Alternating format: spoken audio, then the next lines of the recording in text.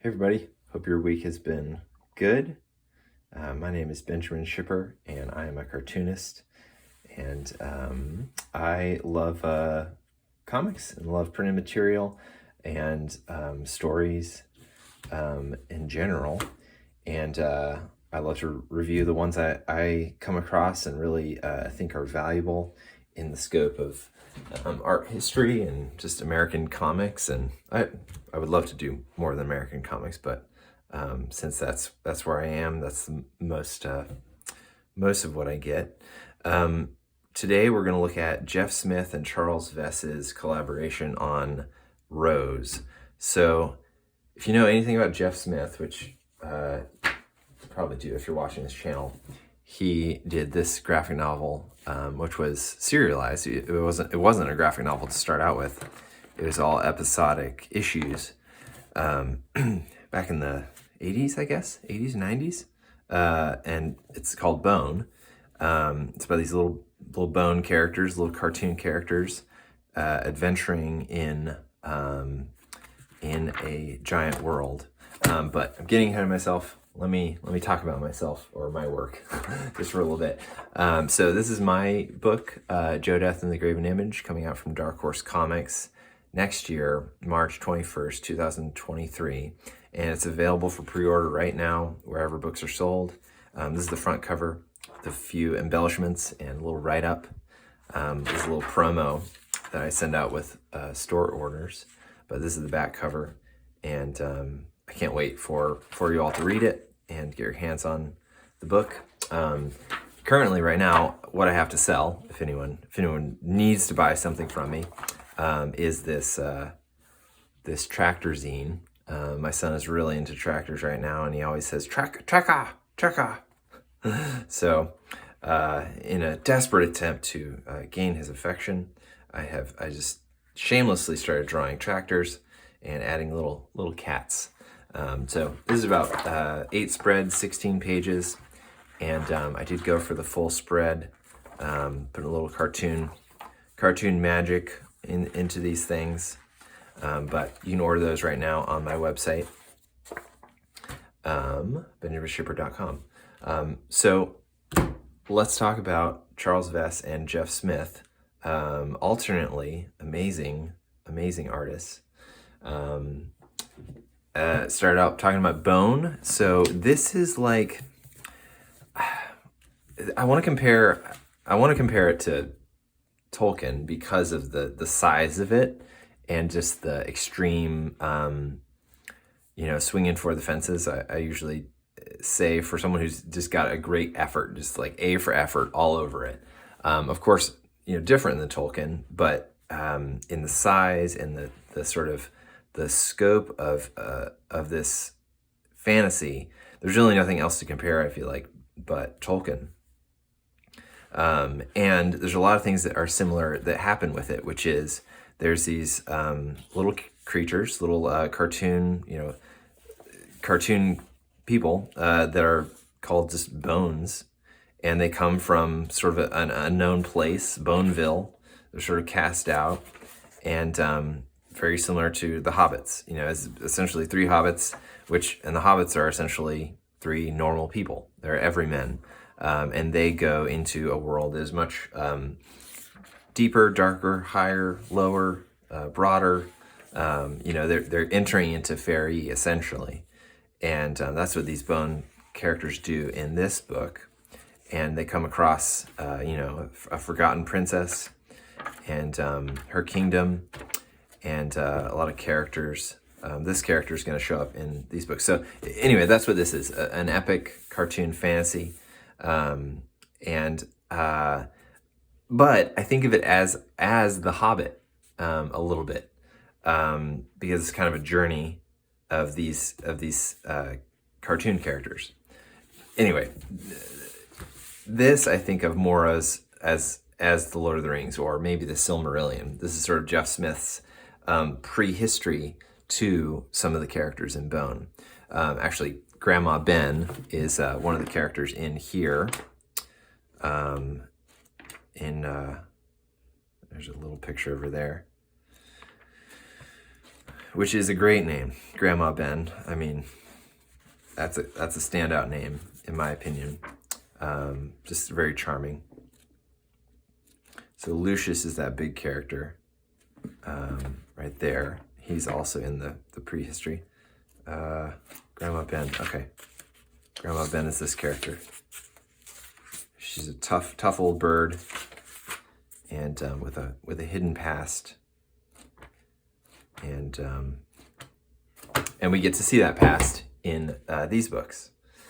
But before that, okay, so Charles Vess is an amazing artist in his own right, and did this collaboration on Stardust with Neil Gaiman, and we'll talk about this later at some point. But I just want to show off just some of his like singular illustrations. Not comic work, but some of the illustrations, and this is really where he like shines, above and beyond, I think. Comic work, as you're going to see, is great in this collaboration with Jeff Smith. But I mean, he is a fantastic illustrator and painter, and we'll check this out later. But I just want to show you that one. Okay, so Rose. It was 3 sort of double-sized comic issues, and I think it's been collected by Scholastic probably, but I definitely haven't heard many people talk about it. Mostly the focus is on Bone, but Rose is that prehistory to Bone, and Rose is the character of Grandma Ben as a young girl, as a princess, and also her sister Briar, who is, spoiler alert, the villain of Bone, and she becomes, it's sort of her origin story of how she becomes evil. Also, I like this, but it's I guess it's a modern thing where you name 2 people, brothers or sisters, let's say, Rose and Briar. It's like, okay, Briar, I can't assume Briar is going to be our hero here, and I can't assume that Rose is going to be our hero, which that is a little bit of a fairy tale, I think, kind of a twist, which I really like. Kind of using language, I suppose, to infer and develop the world, I think is always a plus, even though it can sound a little funny when you think about it. But again, it's something to think about. This is a story in Bone. It's sort of the prehistory of the world, and there's this idea that the dreaming is sort of like, I suppose, like the Force of Star Wars, or it's goodness. It's kind of how life survives, and dragons are sort of the gods of this world, I suppose. And this great dragon Mim, M-I-M, circles the world and holds her tail in her mouth, and sort of protects the dreaming, as Adam and Eve here, all the dinosaurs, grow and flourish. And I really like this. This is like a very storybook here for Charles Vess. It's like he has such a, this is showing a lot of range here, where there's a lot of naturalistic elements in his work. Everything is kind of curves and folds and fleshy type stuff. And this is a little bit more designed, a little more cartoony and storybook feeling with the clouds and everything. It's really fun. But there's this evil that enters the picture called the Locust, and it takes over Mim's mind. She goes crazy, and all the other dragons, it's sort of the lesser dragons, I suppose, turn her into a mountain, or breathe fire and encase her into this stone mountain, which is bordering the valley in which this takes place. Great like prehistory setup, I think. Briar and Rose are Padawans here. not Padawans. They're learning to become Venu warriors, I think, or at least partake in the spiritual essence of this world, which is the dreaming, and also to decide who is going to be the new queen. And we get a little bit of from the moment, it's like, it's definitely showcasing Rose as the likable person, the protagonist, and Briar is this sort of like, oh, I don't have a dreaming eye. She has a little bit of a deficiency in her dreaming eye, so she can't access kind of magic in the same way that her sister can, Rose. And so this is the headmaster of kind of the school, or the Venu warriors, or priesthood, I suppose. And he, as it should, the powers of goodness in this world are connected, and they do meet and share counsel. And this great red dragon, which a standout design, he is in Bone as well, and just a really interesting standout design. I want to say his face really looks like, I don't know the character's name, but he's like in Tank Girl. It's like her buddy. Can't remember his name, but I want to say that his face looks really similar to that character. But they talk and sort of are talking about sort of an imbalance, things are kind of getting restless in the dreaming, and they're wondering who is going to be the new queen.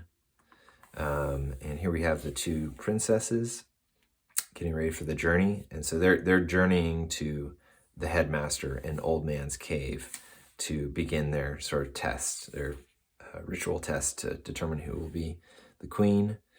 And here we get Lucius, that's the big gnarly guy in Bone, as a younger man, strapping younger man, in purple and mauve. And there's two dogs. So there's two dogs. I really love this as a through line for the three books, Cleo and Euclid, and really great characters in themselves. They go through the whole book with Rose as her like sidekicks, and I really like that. Like, I really loved how they're natural dogs. They're there's real dogs, and it's very medieval. I do feel like it's very medieval understanding of like royalty, and two dogs sort of flanking that royal and the community that they share, which is something I sort of play with in my world of Joe Death.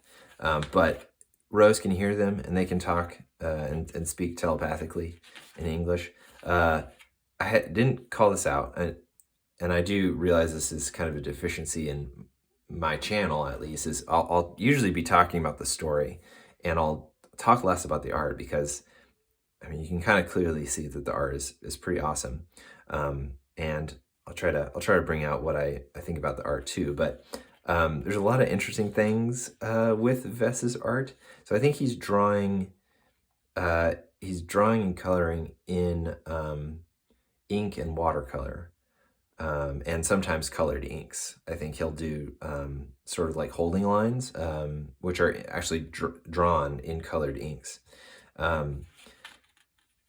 Weird thing about the design of this book, I mean, the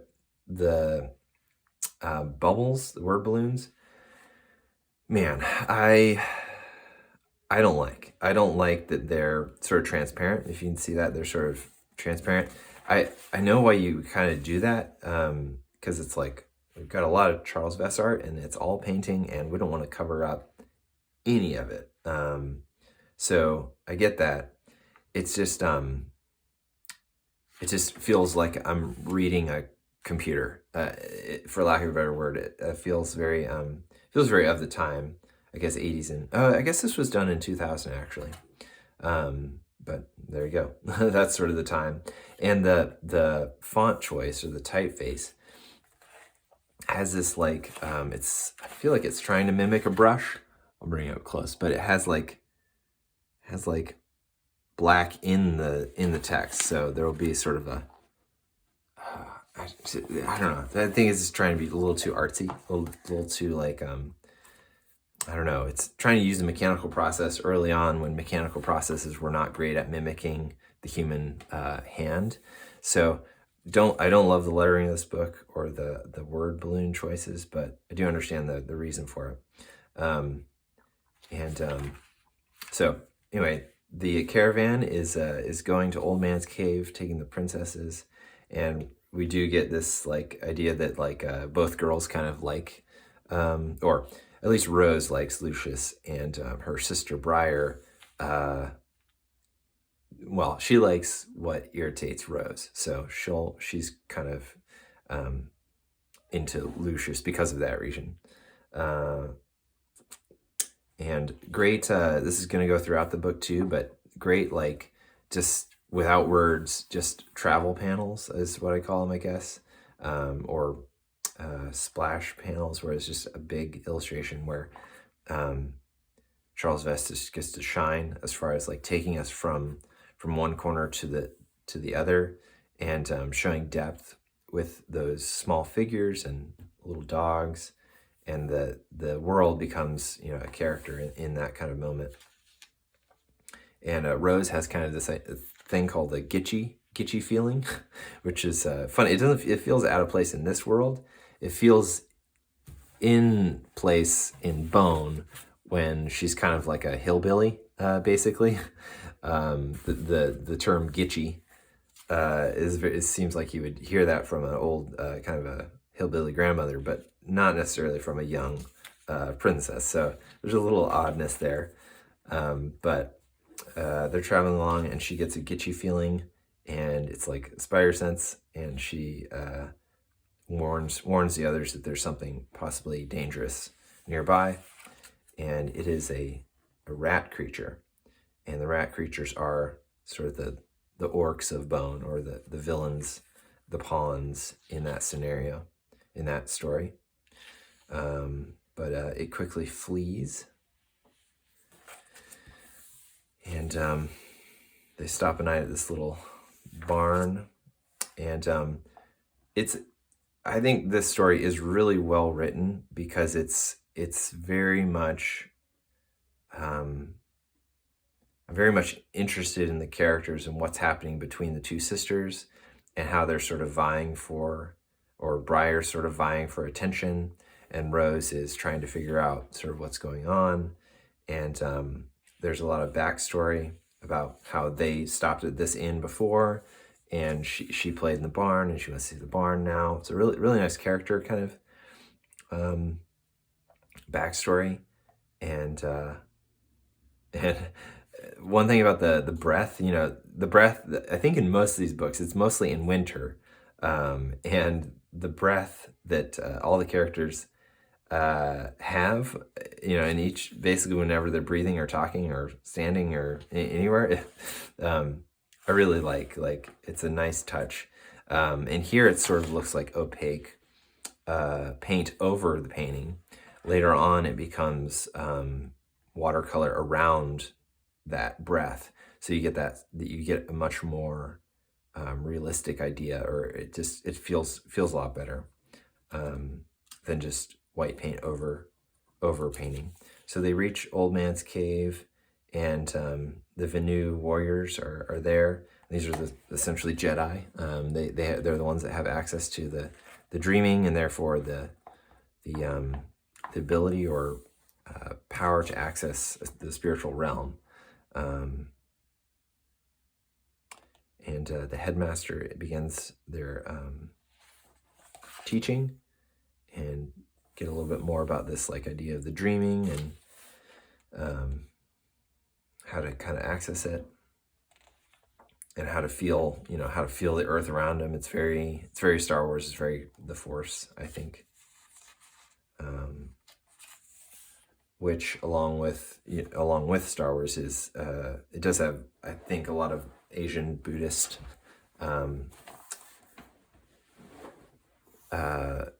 religion behind it, but the Christian element of both of those are really the knighthood. So knights are really a Christian invention or idea, and I think that's very much here and in Star Wars. But great little moments of like he gives this illustration of life being like a sparrow, a soul flying into a cave for warmth, as like a sparrow, and at the end, a sparrow does kind of come into a cave for warmth and flies out. Sort of the life is a vapor idea, and it kind of causes Briar to who was disagreeing with Rose at the time to sort of gasp and oh. And the reader knows, like, okay, yeah, like we know who's right. So this is Rose. She's in a dream, and she's I suppose sleeping, but she's in a dream, and we get just a sepia wash, and she's supposed to locate that bird as kind of a key to the dreaming, as her headmaster taught her. But she decides to follow a mysterious river that's flowing over flowing over grass. And she comes on this little tiny, innocent little dragon. The dragon is in the water. And it's a river dragon. And he says she needs to take him out of the river to save him.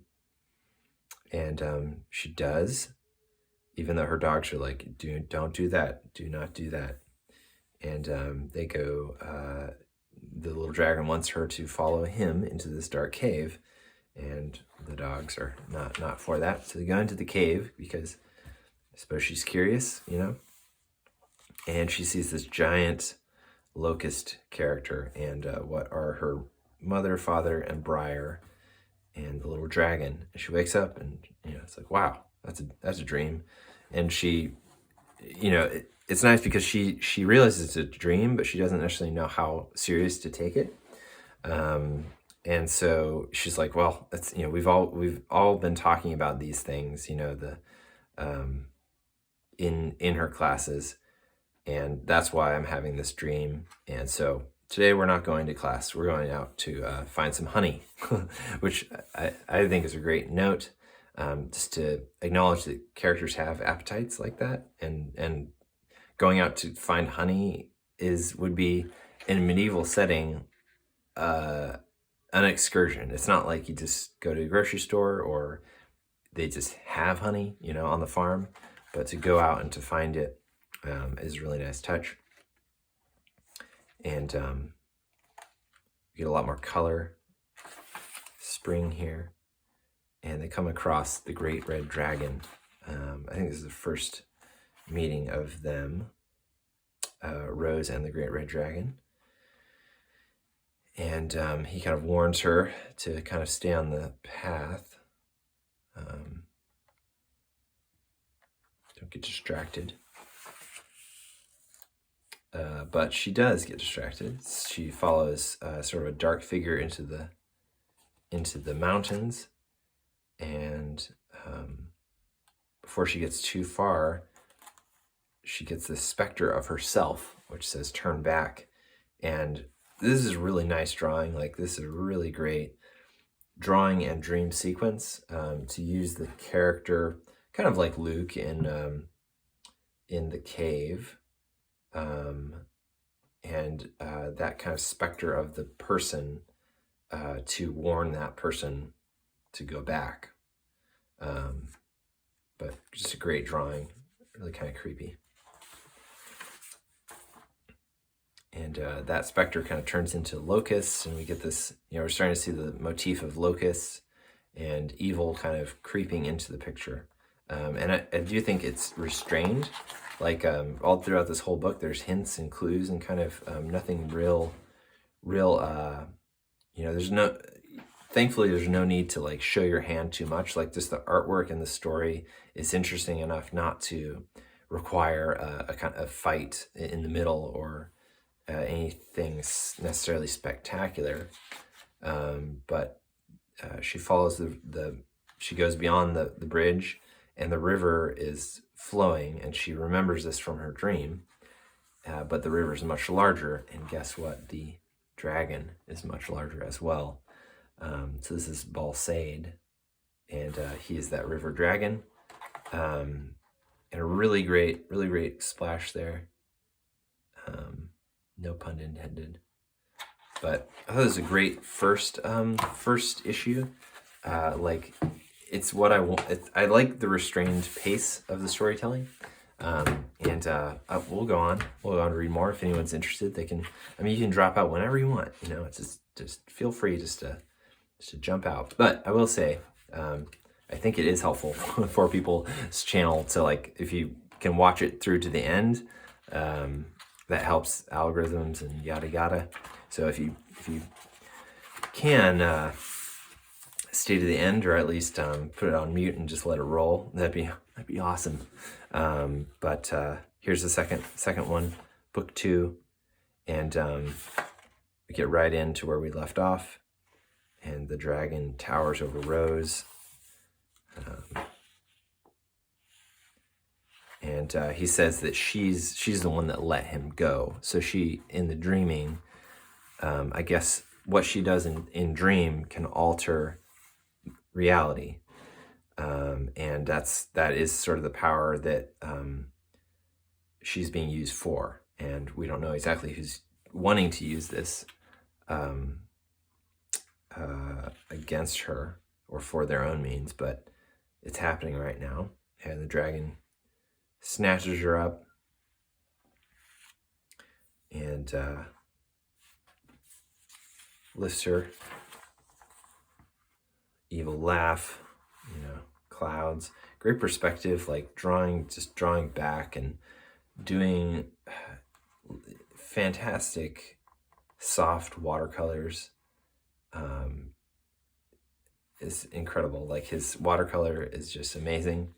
And also his rendering of forms and characters. I could talk about that for the rest of the 30 minutes or hour, however long this is going to be. But just clearly knows how to draw, but also doesn't render stuff to death. Really nice balance.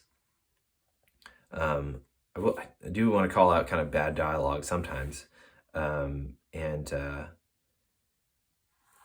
He says, "There's nothing you can do about it." And she says, "I can do this." And she hacks off his hand.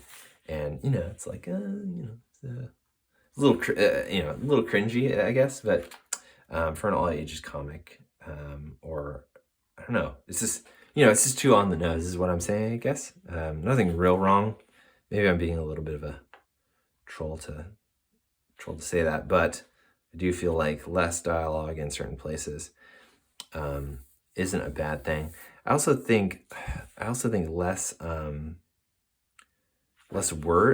like effects, sound effects would be fine too. Like, I think I can make it up in my head, and this would be the point where I'm like, okay, this is Charles Vess's art. If I can see movement, when I'm just looking at an image, then I can also make up my own sound effects, or like, I don't necessarily need to hear sound, so what is thwack, pop, rip, and whump, what does that do for a comic reader? I can't speak for everyone, but for me, it doesn't necessarily do a whole lot. I'd almost like to see, none of that in a lot of places, especially like this stuff. I mean, this is just like really bad, kind of clip art stuff placed on top of it. But altogether, it works, I suppose. Anyway, so she cuts off his hand, and something strange happens where the hand grows back on, and so he's sort of getting this help from some other power, but he decides there's easier lunch elsewhere. So he leaves, and they go back, and like almost photoreal, or in the sense that, like, misty things. It's so good at atmosphere. He's so good at atmospheric perspective, and holding off any black lines. So like you'll see, I hope, he'll use black lines to sharpen and pull out the focus. So you have black line on the character here, but not on this character back here, on this rock, but not on these rocks back there, and deftly done. The faces in the anatomy of Charles Vess's characters are funny. I mean, it's cartooning, so I think it shouldn't look exactly realistic.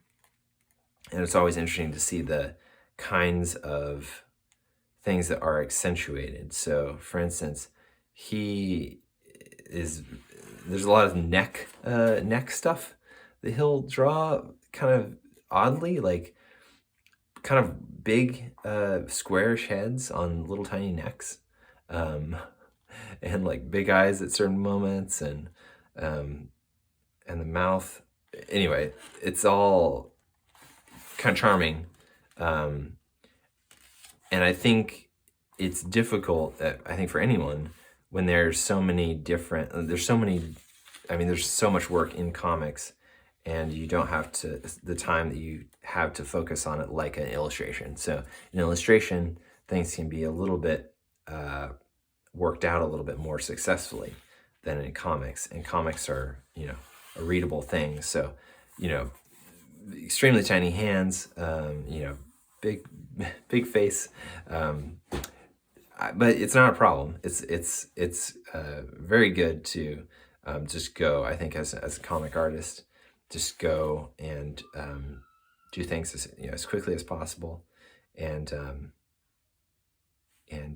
keep it strange.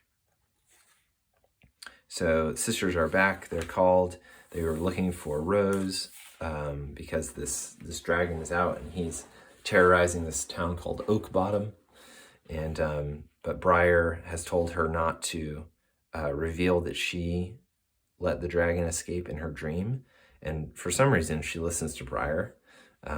It's her sort of common flaw. Briar is older, and Rose is naive essentially through this whole book.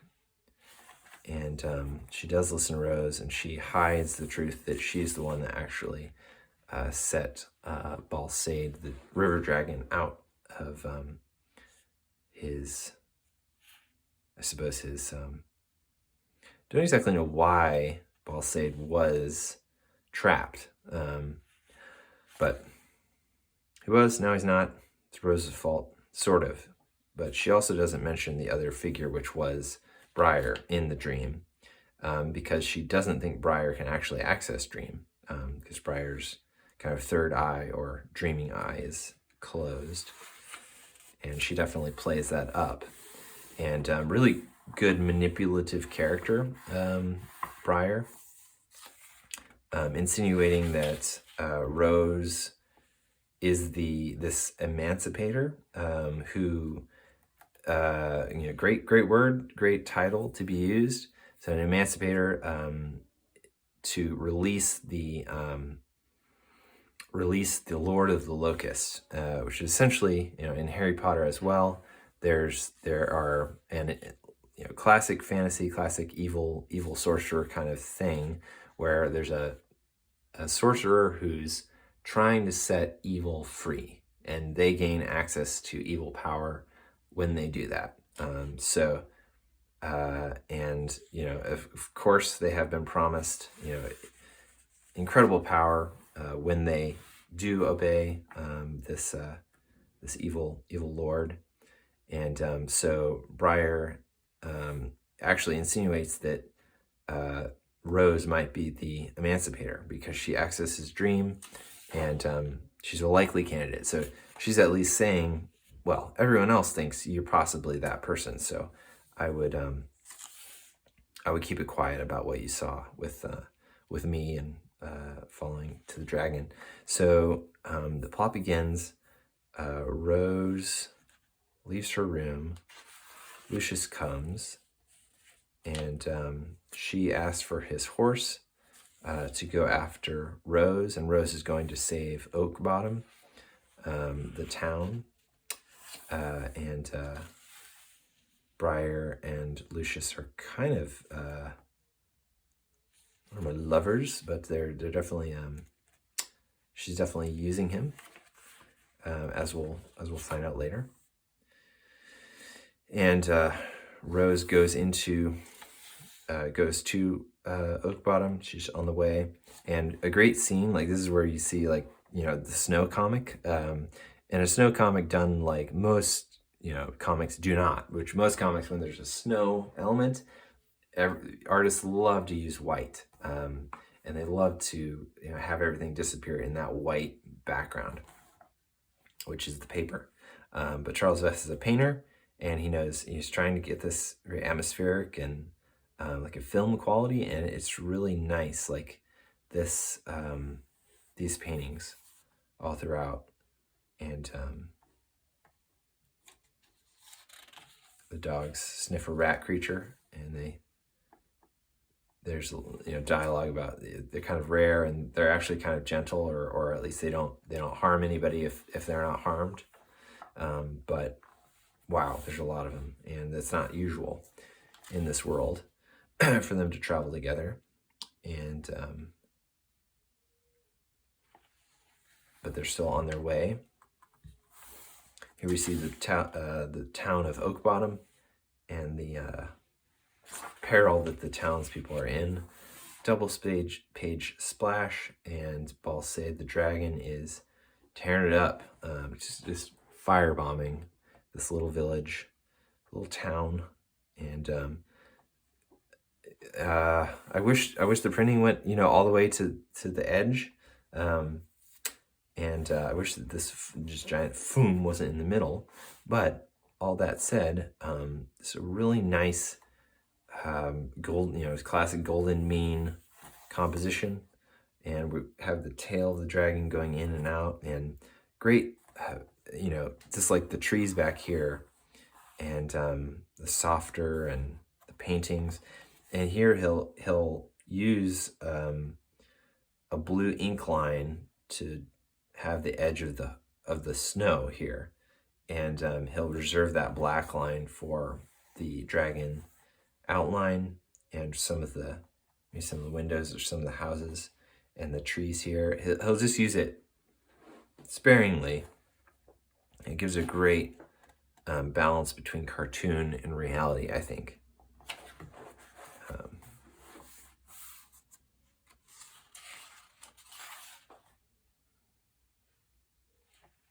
And he says he's got to go, but do not leave. No one leave the town, otherwise I will cook you in the woods. So he leaves. He's summoned by his master, and this is a great. I love this kind of thing where it's the same panel essentially. It's the same mountain or hilltop here, but something new enters the picture, and this is a great way to do it. How do you have a master kind of figure who's smaller and tinier, looks weaker? How do you have them talk to a much bigger monster, and you keep the monster below, underneath, sort of. And I really like this image. I'll probably use that later in something I do. But so they're talking about a ritual that they'll perform, and this black figure wants to wait before performing the ritual to set the Lord of the Locusts free. And the dragon is like, why should we do that? So there's a little disagreement there, but she does win, because she's kind of his master essentially, and she, lo and behold, is in control of, or at least she's promising the hairy men, or the rat creatures, 2 alternate names, which I think is a good thing to have several names for one type of group or kind of person. It feels more realistic when you do that. And she's promising them the valley. She's promising them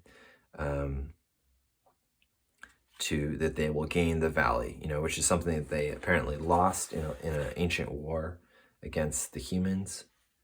And so she's pretending to be a very gracious leader to the rat creatures. All right, book 3. We get a little bit of water or coffee. Water or coffee? I think I'll go with water. All right, book 3, last chapter. Rose is again on her way to Oak Bottom, and still in the cold, still in this like very, very cold. And the great red dragon meets her in his classic pose. Like great. I really like his design, and his very human hands I really like, especially. And he says, I'll tell you something that will I'll tell you the secret to defeat Balsed, the river dragon, but you have to promise to kill the first thing that you see after you do that. The first creature or person that you see after you defeat Balsed, you have to take their life. You have to kill them, this is the story I know, this is the biblical story. I can't remember the characters' names, but one of the characters in an early biblical story,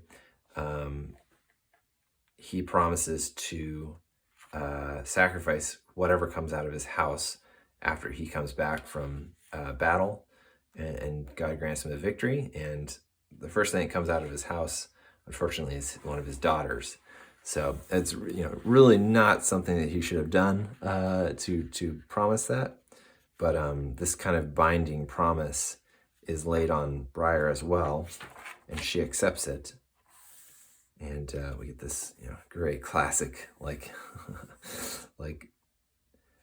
this means business, where you get everything dark, but then some light across the eyes. Really classic action drama. And interesting dialogue. It carries, we're still going here, and it carries, what is this? Are we on, 1, 2, 3, 4 spreads of a dialogue with the same characters. And I'm not bored by it. It carries it. It's well written and beautifully drawn. We get Lucius and the Venu warriors, along with the other sort of kingdom warriors. And they're at the bridge waiting for Briar, because she said she told them that she was going to find Rose, and she would return with Rose and meet them at the bridge. And the scout is saying, doesn't look like Briar has ever been here. She's gone a completely opposite way. It looks like she wasn't even meaning to be here. And Lucius, who is quite taken in by Briar, thinks it's very, doesn't make sense, but something's up. And Briar has sent the rat creatures to kill all the humans. So, she, we might have had some thoughts like, oh, she loves Lucius, but no, she does not. She wants them all dead. And a really nice, the peoples and cultures of this seem actually pretty well fleshed out. There's in dialogue.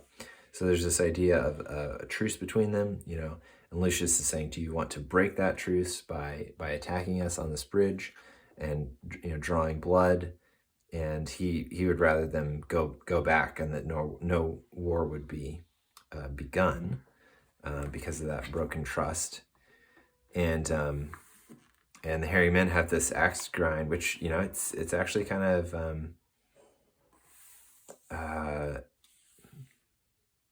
empathetic. Like, I think there's empathy that readers could have, which is like, they were the losing party in a war, and they were not, they were banished from the valley. They have to go to the mountains and sort of, eke a living off of the rocks. Similar to the Rohirrim and the can't remember the peoples that are called, but sort of the mountain men that Saruman stirs up to invade Rohan along with the orcs. And they're like, yeah, it doesn't look like they're backing down.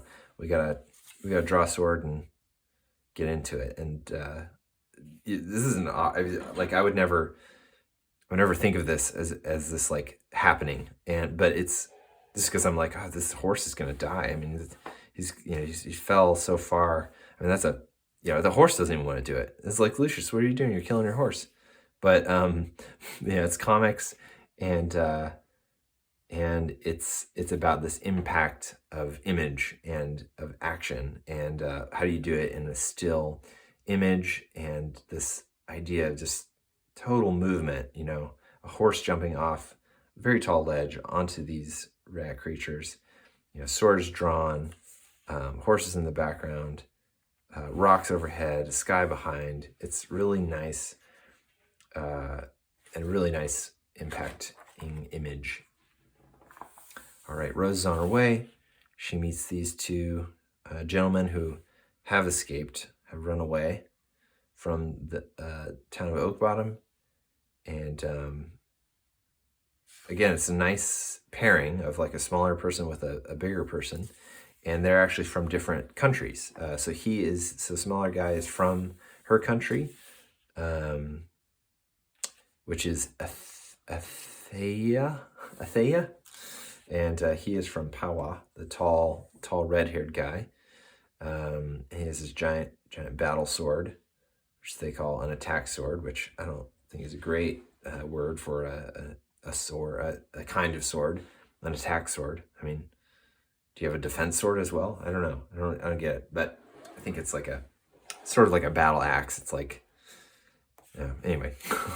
So it's this giant sword that only he can wield. And Rose is like, give me that sword. I need it to kill a dragon. And he gets a little antsy with her, and she proves that she is the Princess Rose. And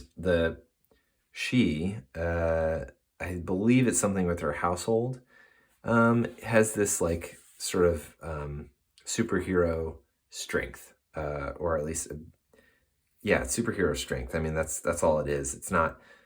There's no explanation of why she's so strong, or like, I think in Bone, there's like rat creatures can like be gnawing on her head, and it's like hurts their teeth. So there's really no reason given for that kind of ability.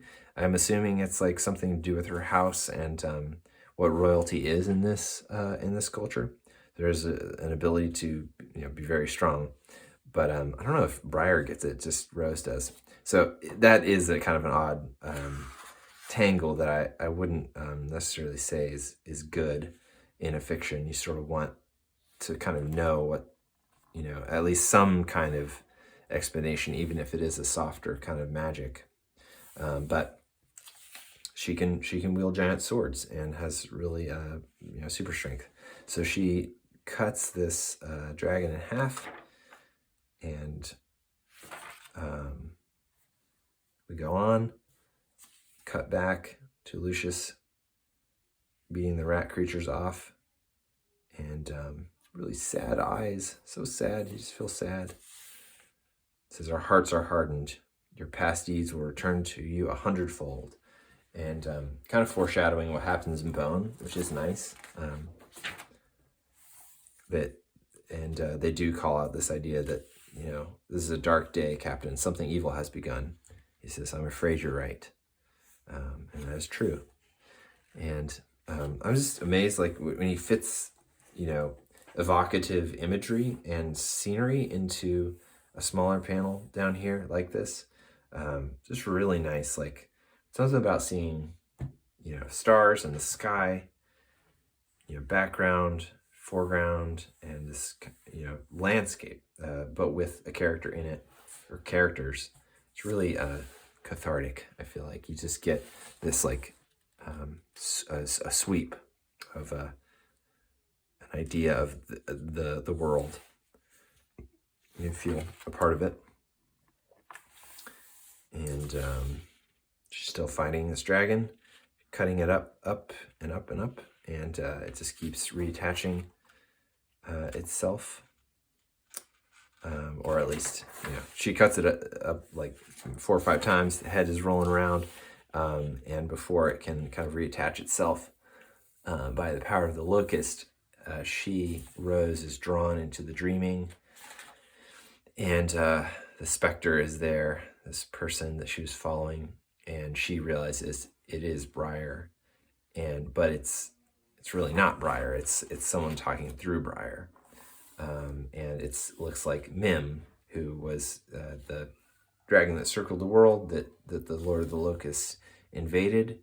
And when she realizes it's Mim, it changes again into the Lord of the Locusts, which is this really creepy insect. And then changes into Lucius.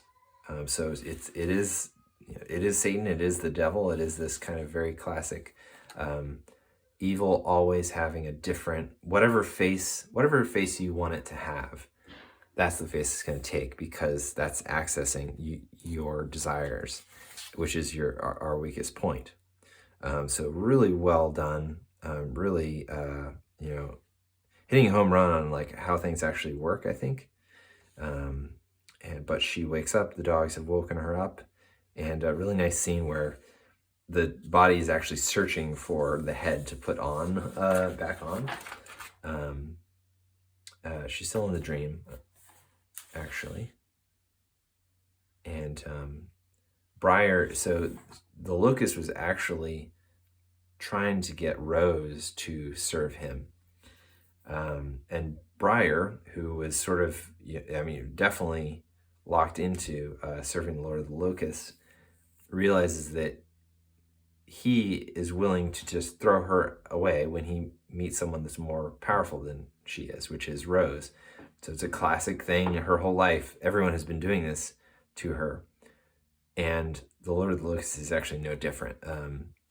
He is about himself, and he has only used Briar to get to this point. And she realizes it, and she says, "I hate you." And she calls him a traitor. And but of course he's much more powerful than she is. And I don't know if she regrets her words, but she realizes who she's talking to. And he says that he has always been there for her, and with her, sort of in her anger and her distress and her jealousy. So like all the vices kind of, and he has promised her retribution, and we see her kind of evil over Rose's body. She wants Rose dead, and Rose stands up for herself, fights back, says, "I'll never serve you." And so the locust goes away, and Briar's pretty happy about that, because she didn't want Rose to serve him either.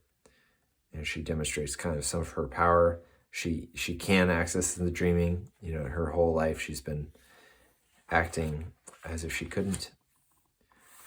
And but Rose is still fighting. She wakes up, and she employs what the great red dragon told her to do, which is running into the water to reduce Balsaid, the dragon's power, and which he thinks is funny, because he's saying, I'm a river dragon, and you've just gone to the river. My power is much greater here. And which is, you're thinking that, I don't exactly know what's going to happen. I'm thinking like, oh, maybe the water reduces his power somehow. Like, I don't know exactly how it happens. But a really clever turn of events. She starts chopping off limbs, and you think they're just going to attach again, but then you realize the current is running really fast. And so she is chopping up sushi, and the current is taking all these pieces down the river very fast.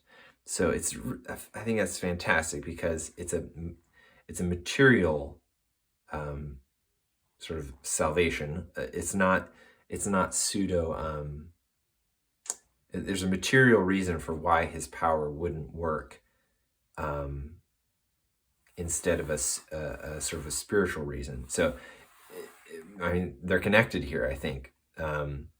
But that material way of him not being able to reattach himself by being sucked piece by piece down the river.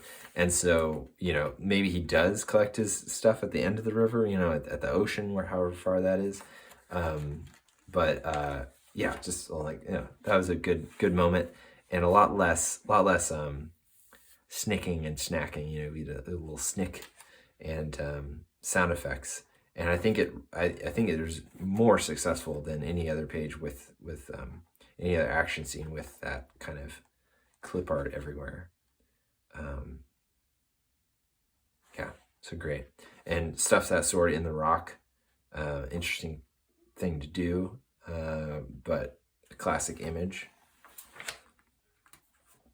And she comes out and she sees Briar, and you're thinking like, oh, the great red dragon knew what he was doing. Like he knew that the first person she would see would be the person that woke, that is serving the Lord of Locusts. And you're like, all right, well, this is there's some goodness in what the great red dragon was telling her to do. It's not simply this like, well, you killed something, so you have to kill something else to, I don't know. It's very much like, it's very much like he knew who she would see. And Briar is, she's pretty deserving of death. If anyone's, should die for her crimes, it's her. But Rose is very, very, she does love her sister beyond all reason. And, in her current state, Briar is like, the evil emperor in Star Wars, and, sucked of all her beauty and life, and very pitiable, which I think Vess does a really great job. Like, keep those eyes huge. It's very Gollum, very like Hildebrandt brothers Gollum. And she begs her to kill the dog. Cleo, I believe, is the dog that went with her. And Euclid is with Lucius. And they arrive. We don't even know exactly what's happened, but then we realize, oh, Briar's here, and Euclid, or Cleo, gave up her life, and so Rose killed her dog, which this is it is a tragedy. I mean, it is a prequel to Bone, which is dealing with a lot of things that happen in this, and so it does end on a really sad note, which I think is a really it's nice. It's a good prequel, and they all hail her as a hero, and she's got hip hip hooray. The great red dragon looks and from the shadows, and he's like, that's not the end of that story. Yeah, kind of like Gandalf, it's like he's the Gandalf position, I suppose. And last scene is the kingdom, but we get this little arm, which I feel like it could be called out a little bit clearer. I actually didn't see this in a lot of ways, but the first couple times I read this, but there's a little locust on the end of this branch. it's chewing away on a little leaf, and nice touch. It's like the Lord of the Locusts is not dead. Evil was allowed to persist in the way that in Lord of the Rings, where the ring wouldn't be destroyed. It could have been destroyed, but when it could have been, it was not, because of the failings of man. All right, well, that is I'm glad we got all three in the full story, and look for these books. I do think that there is a new reprinting from Scholastic. I'm not sure, but great books. Read Bone, check out Charles Vess. Thanks for watching. I appreciate your presence here on the channel. Leave me a comment, and I'll get back to you. Thanks a lot.